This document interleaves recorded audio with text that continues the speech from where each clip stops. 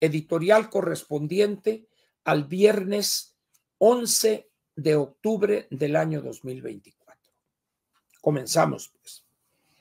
El título es del editorial: ¿Por qué la renuencia al cambio?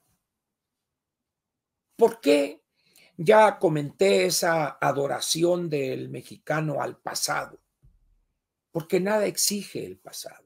No nos exige cambiar, estudiar, trabajar. No, solamente nos exige que lo adoremos. Loas al pasado.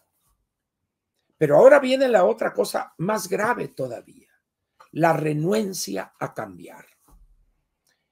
México ha sufrido las consecuencias y ha pagado un altísimo precio por ello, por ese aislamiento no solo consciente de nuestra clase política, de los empresarios y en general de la población, ese aislamiento del resto del mundo. A partir de los primeros años de la posguerra, del 45 para adelante, el mundo empezó a cambiar, empezó a transformar en cada país su economía.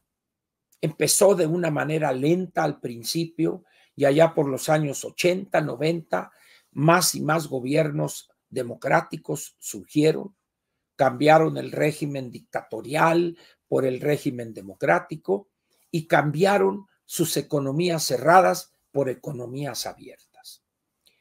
En esos, vamos a ponerle los 50, los 60, los 70 y buena parte de los 80, quizá la primera mitad, el mundo cambió aceleradamente. Se dieron ejemplos que hoy todavía son aspiración para decenas de países en el mundo. Los casos de Taiwán, de Corea, de Singapur y otros países sumamente exitosos en los cambios estructurales.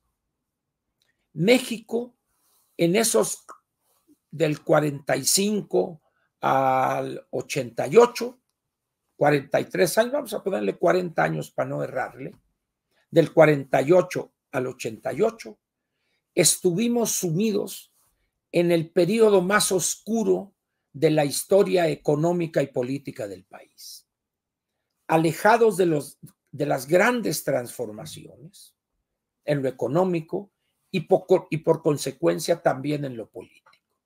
Un gobierno de partido casi único prácticamente, una ideología o una visión de las cosas chafa, caduca, aceda y perversa incluso, del nacionalismo revolucionario, y con una serie de ideas keynesianas mal entendidas, porque Keynes no dijo eso que algunos hoy citan con una disque gran autoridad. El gasto público, la economía cerrada, sustitución de importaciones y el orgullo. Como México no hay dos y no necesitamos de los otros. Y claro, eso nos llevó al peor de los hundimientos, al grado tal de que el 86-87 tuvimos que guardar nuestro orgullo, entrar al GATT y un año después empezar la apertura económica. Ahora bien, ¿qué pasó ahí? Lo más destacable es la renuencia a cambiar. Y segundo, no haber entendido porque nadie nos explicó por qué debimos cambiar. La apertura económica y entrar a la globalidad no fue algo que los ciudadanos pedían ante esta tragedia. No, fue una decisión de un grupo de la clase política y un grupo pequeño de la clase política, pero con una visión de futuro clara. Y nadie le explicó, como comentaba ayer, nadie le explicó a millones de mexicanos por qué debíamos cambiar y cómo íbamos a cambiar. Muy bien. En ese sentido, digo yo que hay una renuencia al cambio. ¿Por qué? Porque nos acomodamos a esa forma de ser, a esos productos feos, malos, caros. Decían, pues esto es lo que hay. Y estábamos casi contentos La televisión más chafa del mundo se fabricaba en México, la televisión sonda con Z. Dice uno, y así, lo peor, pues, y eso, pues decía, pues es lo que hay. Eso duró prácticamente 50 años o 60 años. En esas condiciones, pues, nuestra mentalidad adoptó esa visión cerrada, aislada del mundo y cerrada en lo económico. Muy bien. ¿Qué fue lo que pasó que nunca entendimos o que nos negamos a estudiar y entender?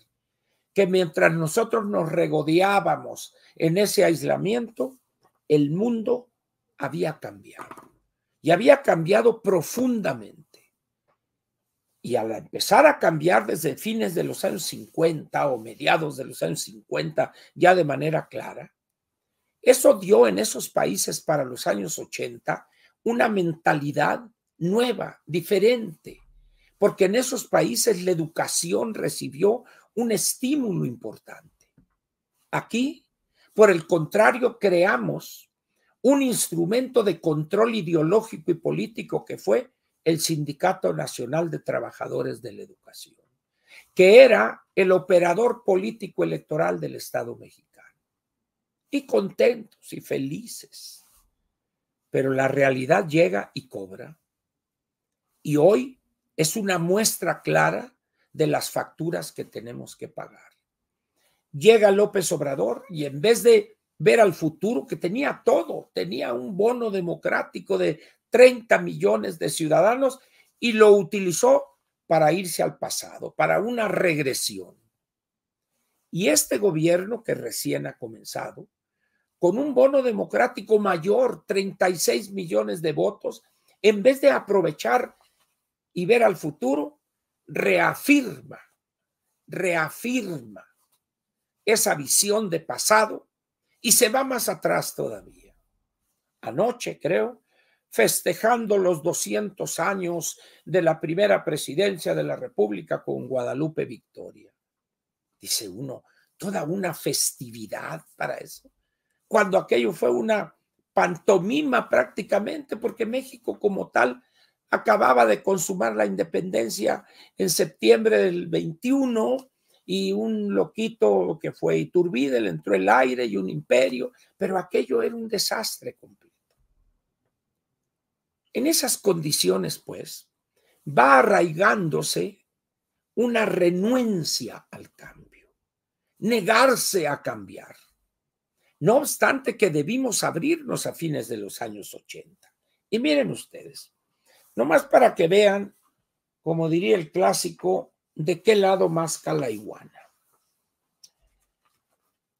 Tengo aquí a la vista la edición del periódico El Economista de hoy.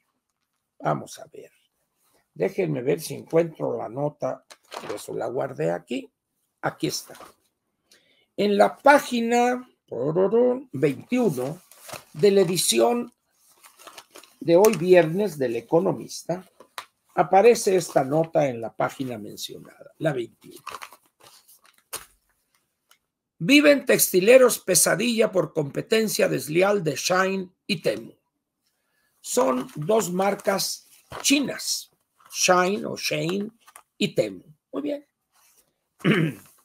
Cuando uno ve la nota, pues dice competencia desleal. Bueno, pues vamos a ver qué dice la nota. Y empieza, no se ha deshecho esta página por la llantería de esta persona que es el dirigente de no sé qué, una cámara del vestido, no sé, un señor Juan Pablo Maguad. Es un apellido que debe ser apellido libanés, yo creo. Presidente entrante de la CANAVE, Cámara Nacional de la Industria del Vestido, creo que es. Y cuando ya lee uno la nota, resulta que el problema no está concentrado en Shein y Temu, sino en la burocracia corrompida de aduanas, en la incapacidad del SAT y del gobierno federal para tomar medidas para evitar la subvaluación de las mercancías que entran, para evitar que personas se aprovechen de enviar mercancías por las aplicaciones, no sé, cuáles, Amazon o lo que sea.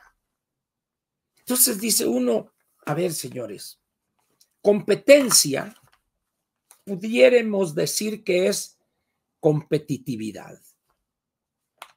Shein y Temu son dos empresas líderes en eso que se llama la fast fashion. Fast fashion es aquella tendencia de la moda que los modelos que utilizan fundamentalmente las damas cambian con una frecuencia mayor que antes. Antes era primavera y que se extendía al verano y luego el otoño.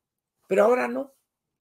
Ahora puede ser que surja una tendencia y dure un mes y luego venga otra.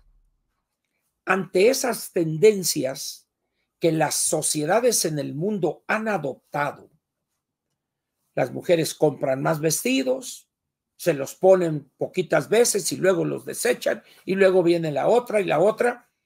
Y estas compañías son increíblemente eficientes en fabricar en muy poco tiempo esos nuevos modelos y con una logística de calidad mundial los colocan en los almacenes de sus clientes.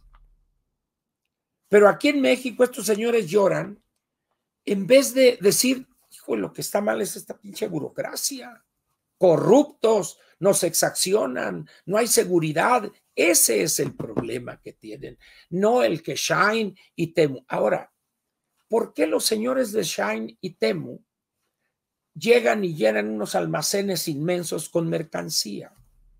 Porque esos deben de traer contenedores, pero a lo baboso, porque ellos no compran, no traen acá que $50 de mercancía, no, ellos traen contenedores, porque han desarrollado una tecnología de primera para la logística. ¿Y qué han hecho estos señores desde siempre? A llorar, sin darse cuenta que el mundo ha cambiado. Si ustedes van a una de las plantas de Shein en China, van a encontrar que sus niveles de productividad en México ni soñarlos, ni soñarlos. Van a encontrar una infraestructura y una logística que vamos a quedar con la boca abierta ante la eficiencia de eso. Aquí en México no puede uno salir de aquí de la Ciudad de México porque está bloqueado el periférico o la calzada Vallejo, porque como no hay agua en una colonia, ahí se paran y ahí puede durar un día o dos o tres o más. Eso no hay en China. Eso allá no hay que los usuarios de tal servicio, porque no pasa el camión aquí. Aquellos que osaren hacer eso, llega la policía popular y ¡paz! ¡Vámonos!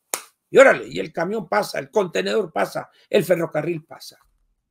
Entonces el problema de estos señores no es que el gobierno, sí, vamos a ayudarlos y que sale Marcelo. No, hombre.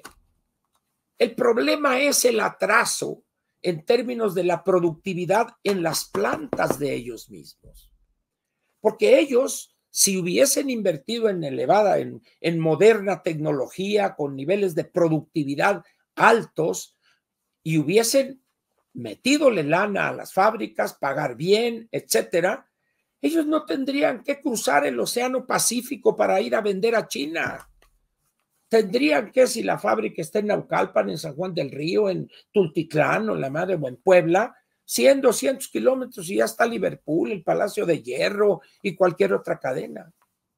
Pues los chinos les ganan poniendo esa mercancía aquí en la Ciudad de México. Es que hay una competencia desleal. Pues sí, es desleal, porque aquellos tienen un país donde no hay sindicatos, donde no hay más que un solo partido, donde el que se atreva a bloquear una carretera va para el bote, una autopista. Pero eso no es competencia desleal. Eso es un modelo de gobierno, de un régimen dictatorial o autoritario en extremo. Entonces, estos señores, pero además hay otra cosa. Miren, y les cuento una no anécdota, sino algo que me tocó vivir. En el año 1994 o 95, algunos productores de uva en Sonora tenían algún problema en cuanto a sus pasivos o que querían créditos, etcétera, etcétera. Total que tuvieron una reunión con el secretario de Hacienda en aquel entonces, el doctor Pedro Aspe Armella. Y ya llegaron ellos ahí, una entrevista que les consiguió el gobernador del estado, el licenciado Beltrones, y ahí van ellos ahí por Insurgentes. Ya estaba el doctor Aspe, que era de muy pocas pulgas del doctor Aspe, ¿no? No sé ahorita cómo sea, pero les estoy hablando de hace 30 años. Muy bien. Y empezaron aquellos, oiga, doctor, señor secretario, que mire, que esto. Y empezaron a llorar, hay una llantería, no tenemos créditos, no tenemos esto. Y el doctor Aspe era un hombre de pocas palabras. Con él, al pan, pan y al vino, vino. Y a ver, y agarra uno, a ver tú, fulano, te quejas de que no hay, etcétera. Vende la residencia que tienes en Tucson, le dice, e invierte ese dinero en tu operación. Y un frío se generó ahí. Y tú, fulano, y vende la otra que tienes allá y todo. Y en ese momento, pues ya a ese palo dado, pues ya ni modo, agarraron sus papeles y va. ¿Qué es lo que pasa con este tipo de empresarios, entre comillas? Si ustedes van a las residencias donde viven, dicen, esto parece de un jeque. Esto es una cosa increíble, el lujo, cuadros, jarrones, acá, sedas y la madre. Y están llorando porque la competencia de Shine y de Temu. Vende tu residencia y vete a vivir a un departamento modesto y méteselo en tecnología, en avances a tu empresa, hombre. No, bueno, eso no. Ah, bueno, entonces no estés llorando, pues. Con ligeras variantes es lo que sucede con esos pseudo empresarios que tenemos en México. Van ustedes a donde viven y, Dios mío, 3, 4, 5, 6 sirvientes, un chofer, 2 jardineros, 3 cocineras, una camarera. Y dice, bueno, ¿y esto de dónde sale? De lo que le sacan a la empresa. Y si les dice uno, oye, ya se acabó aquello, se niegan a aceptarlo porque son renuentes al cambio. No entienden que esa forma de vivir de una época cerrada de la economía ya no es posible. Porque si bien es cierto que ellos se quejan y que estos chinos y que la competencia desleal, pero ¿por qué no dicen, pero los consumidores están a gusto con los productos de Shine? ¿Por qué? Pues yo no sé por qué, pero yo veo, pregunto y todo, y parece que a la gente le gusta eso, que es muy corriente, a los 2, 3 meses, 4 lavadas la tiran, pero tienen para comprar otra. Lo que no entienden es que la apertura de las economías tiene por objeto apoyar para elevar su calidad de vida de los consumidores, no de empresarios chafas como ellos, que lo primero que tienen le van y le tocan al gobierno. ¿Ustedes piensan que Marcelo va a tener capacidad para hacer algo? Pues no. No, porque lo que les dé, lo que no les cobre de impuestos o lo que les dé créditos baratos, no va a cambiar su situación, porque el problema de esta gente está acá. No entienden que hay que cambiar porque el mundo ya cambió. Y no hay forma que podamos nosotros impedir que los productos de Shine y de Temu entren a México, como tampoco de los de IKEA, los de esto, del otro, porque de hacerlo estaríamos violando lo que nosotros firmamos cuando se creó la Organización Mundial de Comercio. Entonces, ¿qué hicieron esas empresas? Se transformaron, invirtieron, generaron una logística de primera, cosa que esta gente no quiere hacer. En esas condiciones, pues, no hemos entendido que el mundo cambió y tampoco cuando vamos a otros países, no vamos a las empresas a platicar y cómo le hacen, vamos a asociarnos. No, no, no. Quieren seguir en ese coto privado de extraer elevadas rentas y pagar bajísimos salarios. Y luego llega la competencia y en ese momento se quejan. Ahora leí una nota el otro día de que hay una preocupación por el porcentaje tan alto de carne de cerdo importada que se consume en México. Es como el 38-40%. Bueno, señores, pues inviertan ustedes en más granjas, más eficientes, modernas, y produzcan ustedes a costos unitarios más bajos que aquellos. No, me dicen Ángel, es que aquí no tenemos grano, lo tenemos que importar. Ah, ¿verdad? Entonces hay causas estructurales de la economía para no eso. Bueno, entonces, si no compito en producir cerdos y llevarlos al rastro a los 115 kilos, bueno, pues entonces voy a importar canales, es decir, canal, medio canal, trocería, costillares, piernas, etcétera, como le han hecho desde hace prácticamente 40 años, cuando se abrió la economía. Entonces dicen, oye, somos más eficientes teniendo una granja de X cantidad de vientres porcinos, pero complemento en determinadas épocas por la estacionalidad, importo cabezas, por ejemplo, para Navidad, costillar, etcétera, etcétera. Entonces, funciona el mercado, pues. ¿Qué hicieron esos productores de cerdo? Se adecuaron a las nuevas condiciones. Estamos ante un mundo que cambió ya, pero nosotros nos negamos a cambiar. Les voy a dar otro ejemplo de la renuencia al cambio. ¿Se acuerdan ustedes que uno de los grandes problemas que hubo cuando la pandemia de COVID era que no había vacunas fuera del sistema público de salud, donde trajeron que la patria, que la petria, que la esto, que no servían para nada, que la, como dijo López, la Spuni?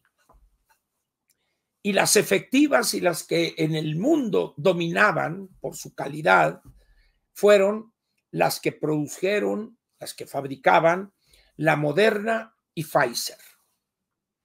Nunca permitieron, hasta ya muy al final, que las farmacias privadas importaran esas vacunas para vendérselas, no dárselas gratis al que pudiera pagar.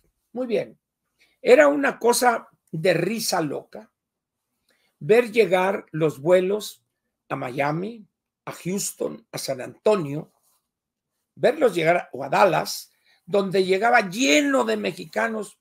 Entonces recuerdo que una vez, no me acuerdo a qué íbamos, la familia, y estaba una señora adelante que iba a Los Ángeles, porque allá tenía una sobrina y se iba a vacunar allá.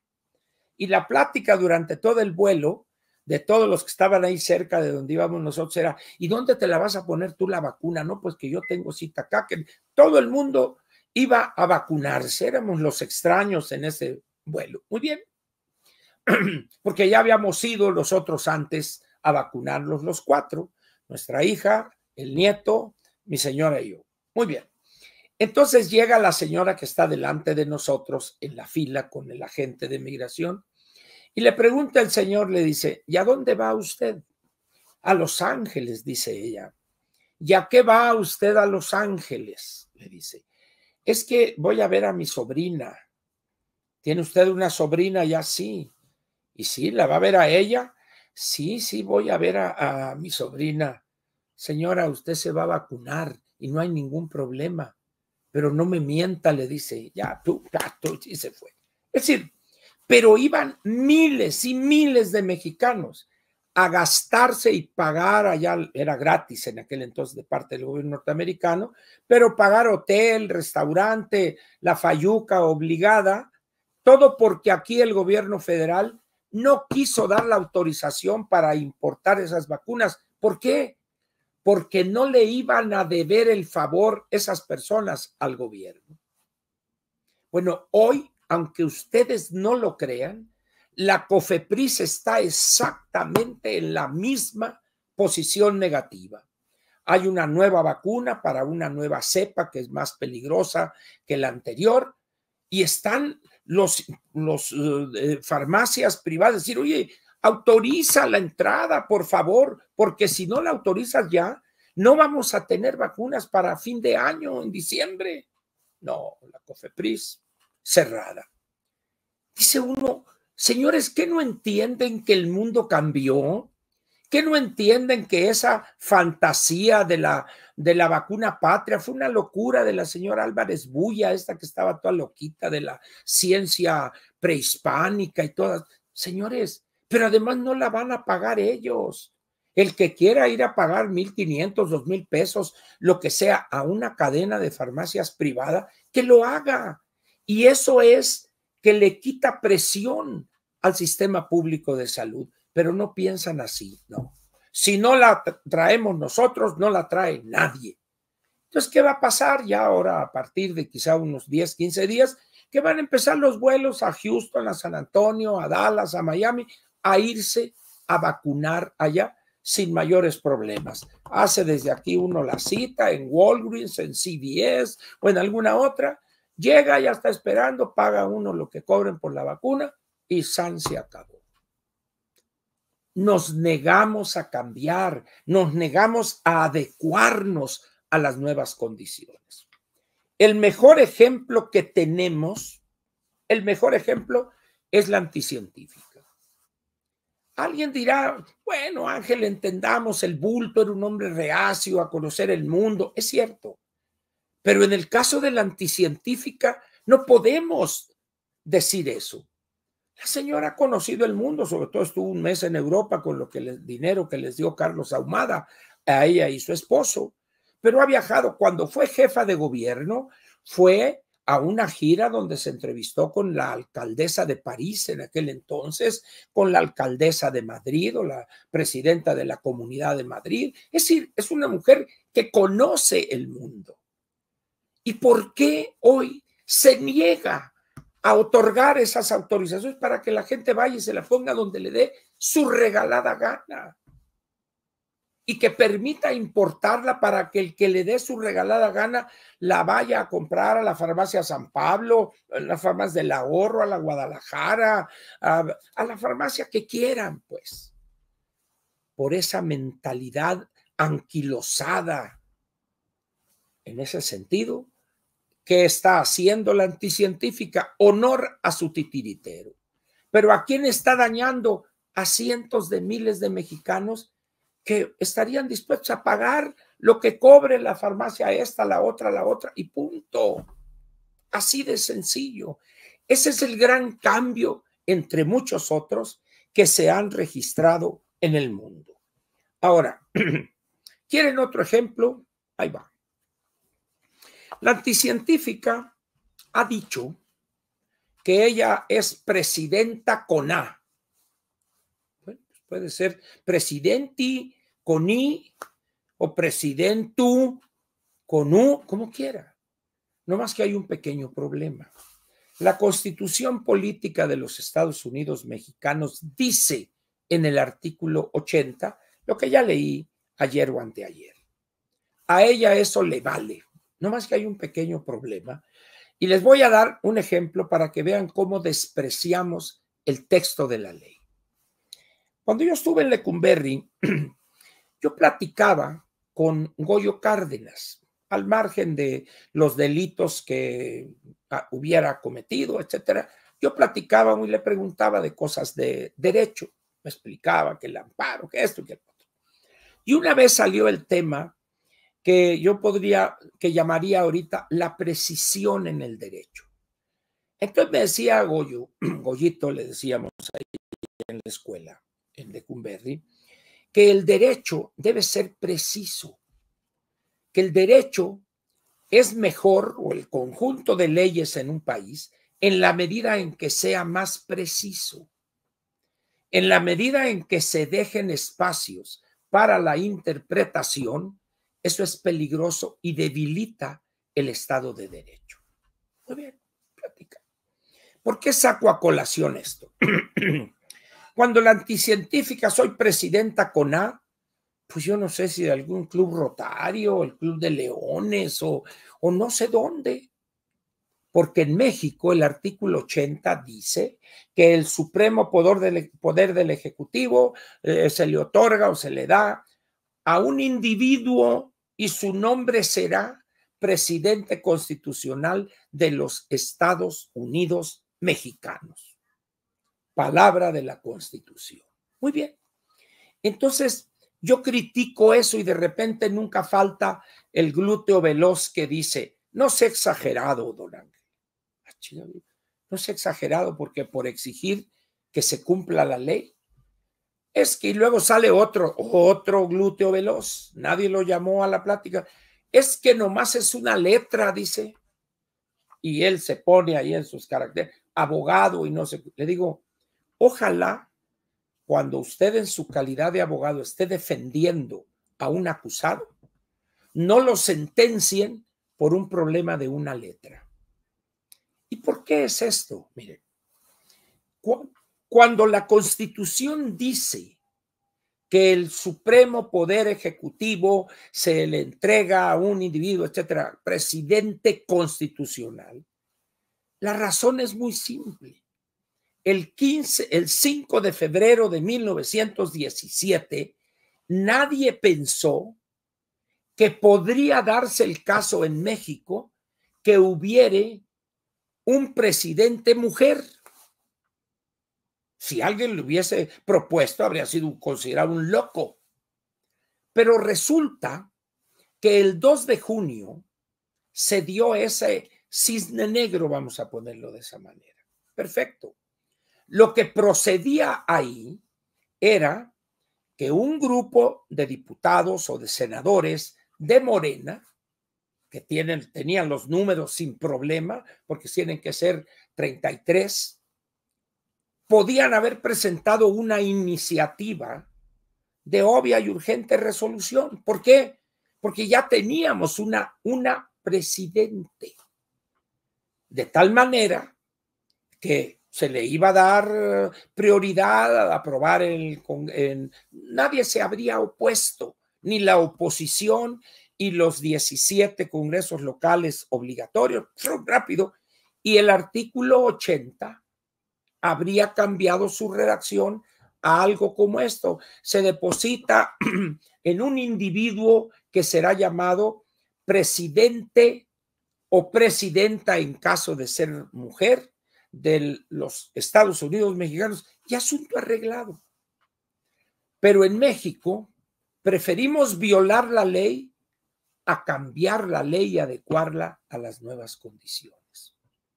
Esto es lo que tenemos ahorita. Y abogados diciéndome allí en el tuit, ay, don Ángel, es una letra, ténguele, cabrón, no es una letra, es el desprecio que muestra la anticientífica por el texto de la ley. Pregúntenle ustedes a alguien, un magistrado, un juez, o si conocen algún ministro o algún exministro, pregúntenle esto y les va a decir la necesidad de una redacción precisa que no deje lugar a confusión, sino que sea, repito, precisa. Y eso el mexicano no le da importancia. Cuando de eso puede depender la vida o la muerte de un preso donde exista la pena de muerte. Una coma puede significar una condena o una absolución. Pero en México no valoramos el valor de la ley. En ese sentido, pues, ¿qué es lo que tenemos? Que como consecuencia de aquellos años de cerrada la economía, aprendimos a despreciar la ley porque no la necesitábamos, porque todas las decisiones eran unipersonales, porque el gobernante en turno controlaba el ejecutivo, el legislativo y el judicial, como lo pretende hacer ahora Morena. Por eso, ¿para qué queremos que una letra? No, Ángel, no exageres. Esa es una carga que en nuestra visión de las cosas tenemos millones y millones de mexicanos. empezando por una buena parte de los legisladores. ¿A qué se reduce todo esto? A algo tan sencillo. Tenemos miedo a cambiar. Tenemos miedo a no poder estar a la altura de los cambios que el mundo ya realizó. Entonces, en vez de aprender, de darnos valor, oye, pues vamos a entenderle a esto, vamos a ver la logística y esto, no, preferimos que regresemos al pasado donde todo era facilito, donde ganábamos cantidades increíbles de dinero y no había competencia en México, ni había competencia entre partidos. Es necesario aclararlo. Eso, señores, ya se acabó. En la medida en que estos empresarios chafas no entiendan eso y le inviertan fuertemente en tecnología, en elevación de la productividad, en construir una rama de almacenes o algo, acopio del manejo de inventarios, etcétera, etcétera, en esa medida van a seguir perdiendo mercado. Van a seguir. Es imposible obtener una productividad. Y además una persona como Marcelo, que no entiende de economía ni la O por lo redondo, eso nos puede llevar a un hundimiento todavía mayor que el que está generando esta cuestión política de la reforma judicial. Señores, resumo, el mundo cambió y nosotros estamos obligados, imperativamente, valga la redundancia, a cambiar también, en todos los aspectos de la vida del país. En todos hay que cambiar. Si no lo hacemos, vamos a ser borrados del mapa más de lo que ya estamos. Aquí termina la parte editorial de Platica con Ángel.